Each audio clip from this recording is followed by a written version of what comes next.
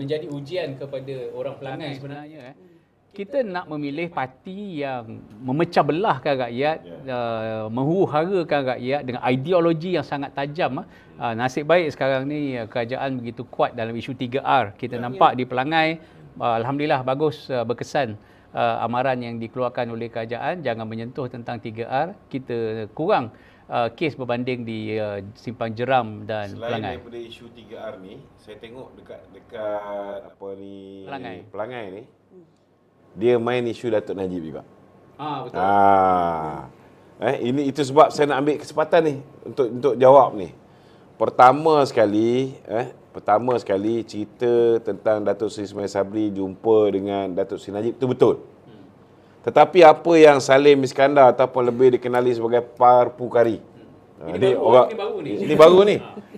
Ini orang kuat Mahathir ni. Orang kuat Mahathir.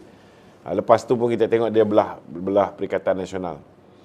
Cerita tentang Datuk Seri Najib marah dengan DAP lah kononnya, marah dengan kepimpinan UMNO tak buat apa. Ini semua mengarut. Tak ada satu pun betul. Dan semalam pun saya berjumpa dengan Datuk Nizah, anak kepada YB Nizah.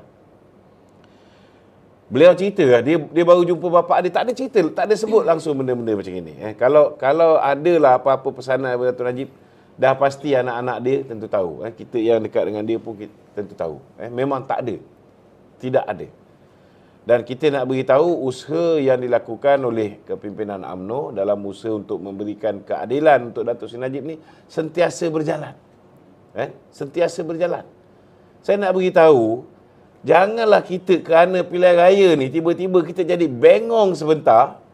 Kita boleh percaya dengan orang yang zaman dia jadi Perdana Menteri, Datuk Najib masuk penjara. Dan kita jangan lupa bahawa usaha untuk memenjarakan Datuk Seri Najib ini dimulakan oleh siapa? Dimulakan oleh Mahathir. Dimulakan oleh Muhyiddin selaku Menteri Dalam Negeri ketika itu. Ini kita jangan lupa. Jadi siapa saja yang ada inclination nak bekerja sama dengan Mahathir baik, nak bekerja sama dengan Muhyiddin baik, mereka adalah musuh Datuk Najib. Ini kita kena faham dan kita kena jelas.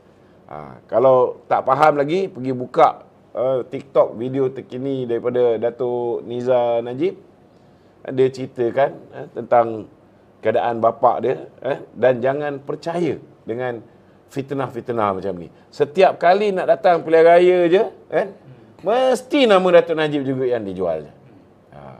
Usaha nak berikan keadilan dan pembebasan pada Datuk Seri Najib is on the right track.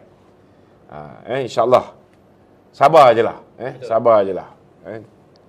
Tuan-tuan dan puan-puan, kita tengok di peringkat awal semasa penamaan calon tu, macam tak dirancang. Ada satu kumpulan yang besar yang melaungkan tentang pengampunan Datuk Seri Najib. Dan kalau kita tengok orang Pahang ni dengan Datuk Najib ni dia sangat dekat. Sangat sayang. Apatah lagi Felda Lurah Bilot. Felda Lurah Bilot yang pertama Felda pertama yang diasaskan oleh arwah Tun Razak sendiri. Dan kemudian rapatnya Datuk Najib dengan orang Pahang. Jadi nak bawa, sebab tu hari ni Datuk kita tengok di Pelangai, kalau masa PRN hari tu ramai ahli-ahli UMNO yang kena tipu. Betul. Adalah puak broker macam-macam dulu mengaku UMNO, lepas tu bagi tahu nak selamatkan Datuk Najib, kita undi Perikatan Nasional. Apa dah jadi kepada undi yang anda bagi kepada PN pada hari itu? Tengok. Dia orang undi Perikatan Nasional, dia orang menang 3 buah negeri, apa jadi? Apa jadi? Ada Datuk Najib bebas? Tak ada. Ada dia orang usaha untuk pembebasan? Tak ada. Akhirnya kita juga yang mengusahakannya. Alhamdulillah, kita tengok komitmen yang diberikan oleh PMS. Kalau sebelum ini Mahathir daripada bulan 12 tahun 2018 lagi, kita tengok Tan Sri Amir Badur kata sebelum hujung tahun ni kita akan bawa balik Jolo. 2019 pun sebelum hujung tahun ni kita akan bawa balik Jolo. 2020 pun sama. Sampaikan dia belas sekali dah pencen pun tak bawa balik, yang dia bawa balik jodoh. Kan? Tak ada. Tapi PMX kita tengok dia punya keseriusan. Kalau sebelum ni yang lari bersama dengan Jolo macam Jasmine Lu, peguam 1MDB yang terlibat dalam konspirasi untuk menyeleweng duit 1MDB. Hari ni alhamdulillah sudah balik ditangkap, sudah diambil keterangan. Dan selepas ini saya pun adalah berbuat sedikit penyelidikan. Tak mustahil orang macam Roger Ng contohnya, kan? Yang ada banyak maklumat. Dia bekerja dengan Goldman Sachs. Ketika dalam pembicaraan dia di DOJ, lebih nama orang yang menerima dana 1MDB ni. Dia tahu orang ni siapa. Kan? Dan kalau kita boleh ekstradisi dia balik ke sini, insya-Allah saya nampak benda tu ke arah itu. Maka banyak keterangan-keterangan yang akan membantu untuk Datuk Seri Najib diberikan keadilan. Kalau sebelum ini orang boleh tutup sebelah mata, manusia macam Zeti Akhtar Aziz dan suami dia serta anaknya yang mendapat lebih kurang 715 juta melalui akaunnya di Singapura. Orang macam Nur Muhammad Yaakob yang diarahkan oleh Datuk Seri Najib untuk buat cabinet paper sama ada SRC ni boleh diberikan pinjaman duit daripada KOAP ataupun tidak, sebanyak 2 bilion, 4 bilion. So orang ni pun terima 85 juta ringgit daripada Jolo. Sehingga hari ni orang ni tidak didakwa lagi. Jadi saya harap kawan-kawan terus menanti dengan penuh kesabaran. Insya-Allah cahaya tu sudah nampak semakin terang. Lebih-lebih lagi peguam negara yang baru ini bukan lagi peguam negara lantikan daripada Mahathir ke, bukan peguam negara lantikan daripada Muhyiddin ke, kan? Seorang peguam negara yang bebas. Yang bebas. InsyaAllah, saya yakin. Semua pihak, tak kira orang tu orang Melayu ke, India ke, Cina ke, Kadazan ke, Dusun ke, tak kira latar belakang politik dia, tak kira orang miskin ke, orang kaya ke, orang kelas menengah ke, insyaAllah semua orang akan dapat keadilan di bawah pemerintahan yang dalam proses untuk melakukan reformasi institusi ini, insyaAllah. So kita galakkan orang yang nak bising-bising lagi ni. Sebenarnya semangat kerjasama ni, yang orang kata kita ni atas saja bekerjasama, bawah tak bekerjasama, itu adalah mitos pada saya.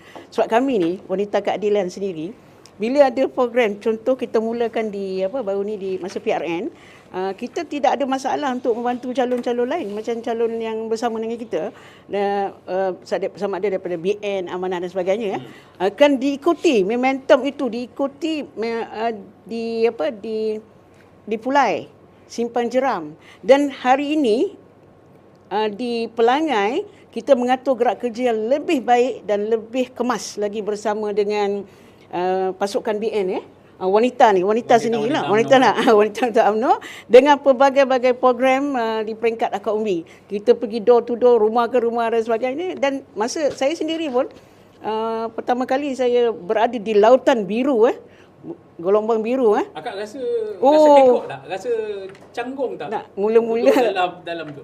Mula-mula saya nak kongsi sikit pengalaman saya. Mula-mula saya termasuk dalam gelombang biru ni di Terengganu. Masa pelancaran Jentera Terengganu Barisan Nasional sebanyak 2,000 kami datang 4 orang, saya Datin Faiza dengan 2 lagi wanita Terengganu. Saya pakai biru muda. Jadi saya masuk tu. Tapi di awal tu bila ada pemuda-pemuda dan jejaka gelombang biru melambai kepada saya, wanita keadilan, saya hilang rasa malu, semangat pula rasa kami diterima di dalam gelombang biru tu. Di situlah permulaannya. Dan mereka ni menyediakan kami kerusi dan menghormati kita yang sebagai tetamu yang hadir. Dan selepas tu tidak ada lagi perasaan kekok atau kikuk nak membantu dan sebagainya. Tengok saya datang ke pejabat UMNO ni dah macam pejabat saya dah. Hampir setiap minggu. Dan pengawal-pengawal kat bawah tu nampak saya daripada jauh dah tak ada periksa dah. Ada IC ke tak ada ke, dia nampak muka saya ni macam perpaduan. Muka perpaduan, betul tak? Dia. So mudah. Saya rasa kerjasama ni kita terjemahkan juga di mana-mana PRK, dan insya-Allah kita balik kepada tajuk kita. parti kita insya-Allah BNPH akan menang ya. Calon perpaduan insya-Allah akan menang. Berdasarkan gerak kerja yang baik, kerjasama, kemudian dengan semangat kita yang tak berhenti sampai hari ini.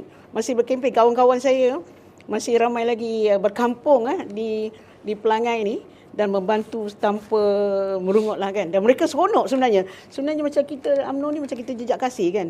Sebab kebanyakan ni kita dulu kita dulu kan sama kan. Cuma terpisah sedikit kerana fitnah. 25 tahun terpisah. 25 tahun kita terpisah kerana fitnah. Hidup berlalu kiambang bertahun. Kerana fitnah seseorang itulah yang sampai hari terus memfitnah kita, tapi kita dah kebal, kita nak sebutkan nama dia. So kita dah kebal, insya-Allah kita akan berkekalan berpenggal-penggal. Insya-Allah.